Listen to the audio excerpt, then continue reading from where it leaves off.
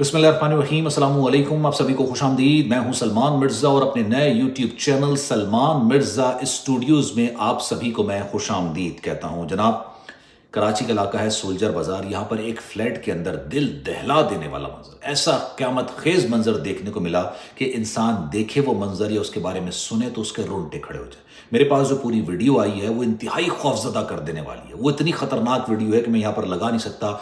इस चैनल पर भी कोई ना कोई रिस्ट्रिक्शन आ जाएगी, इस वजह से मैं यहाँ पर नहीं लगा रहा, लेकिन पूरा वाक़या मैं आपको बताता हूँ। ये फ्लैट है 24 न्यूज़ के एक कैमरामैन जिसका नाम कमर आबदी है, जो कि अपनी बीवी और अपनी बेटी के साथ यहाँ पर रह रहा होता है। एक दिन इसकी बेटी, जो कि छोटी उम्र की होती है, चिल्लाती हुई अपने फ्लैट से बाहर निकलती है। हाथ में खून लगा होता है, कपड़ों में खून लगा होता है, और मोहल्ले वालों को चिल्ला चिल्ला के बोलती है कि मेरी माँ को किसी ने बेदर्दी के साथ कत्ल कर दिया। इसकी माँ, जिसका नाम कुलसुम होता है, 37 साल इसकी उम्र होती है। फ्लैट वाले सारे जमा हो जाते हैं, परेशान होते हैं, घर के अंदर दाखिल होते हैं तो घर के अंदर एक अजीब किस्म का मंजर देखने को मिलता है।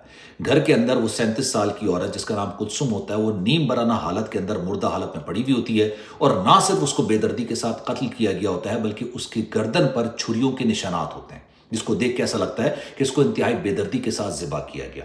कमर आबदी को ढूंढा जाता है, जिसका वो घर होता है 24 न्यूज़ का कैमरामैन, लेकिन वो उस वक्त घर के अंदर मौजूद नहीं होता। खैर, पुलिस को इतला की जाती है।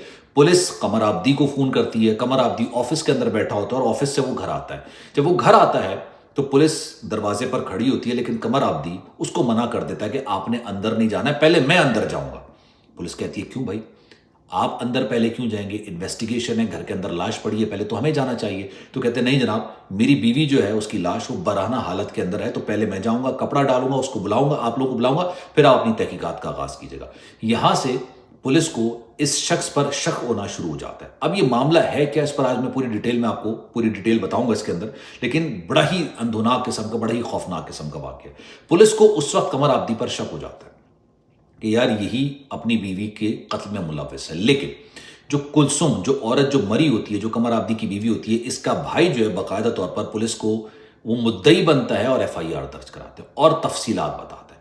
वो ये कहता है कि जनाब, मेरी बहन कुलसुम ने कमर आबदी से 15 साल पहले पसंद की शादी की थी, लेकिन इनकी जो पसंद की शादी थी उसके अंदर पसंद तो थी, लेकिन लड़ाइयाँ उससे ज़्यादा थी। आए दिन ये लड़की हमारे घर आती थी। एक दफ़ा जब ये घर के अंदर आई थी, 3-3 महीने तक हमारे घर के अंदर थी। हमने कहा था छोड़ दो उसको, क्योंकि मारता था, पीटता था, जुल्म करता था, अजीब किस्म का घर का माहौल रखा हुआ था, हमारी बहन पर तशद्दुद करता था। और जब मुझे इस चीज़ का पता चला कि मेरे घर के अंदर, मेरी बहन के घर के अंदर उसकी लाश पड़ी हुई है, तो मैंने अपने बहनोई को फ़ोन करके बोला कि मार दिया तुमने मेरी बहन को। ये उसके अल्फाज थे जो कि उसने FIR में दर्ज कराए।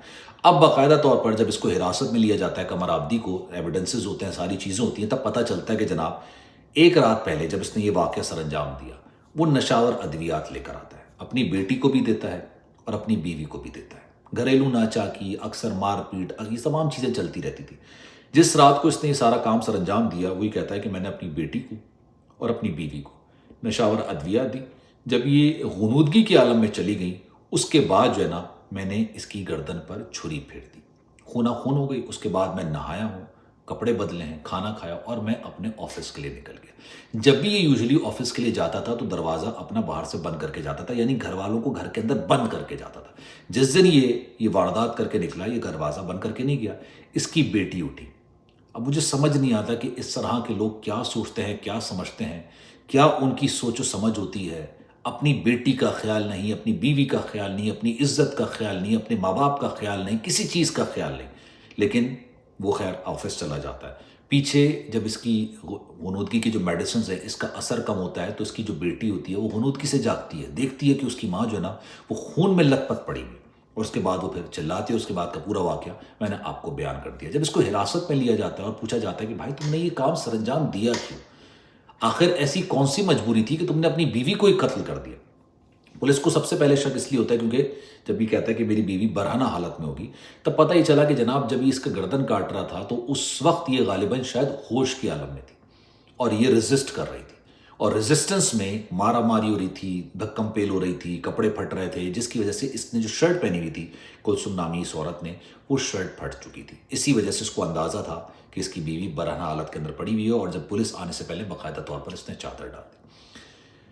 अब ये बड़ा ही अफसोसनाक किस्म का वाकया, और क्या सोच के, क्या समझ के بیوی کو قتل کرنا، بے دردی سے قتل کرنا، خونم خون کر دینا، گردن کاٹ دینا اپنی ہی بیٹی کے سامنے، اپنی بیٹی کو اس کی ماں سے محروم کر دینا، اس کے بعد آفس چلے جانا جیسا کچھ ہوا ہی نہیں ہے۔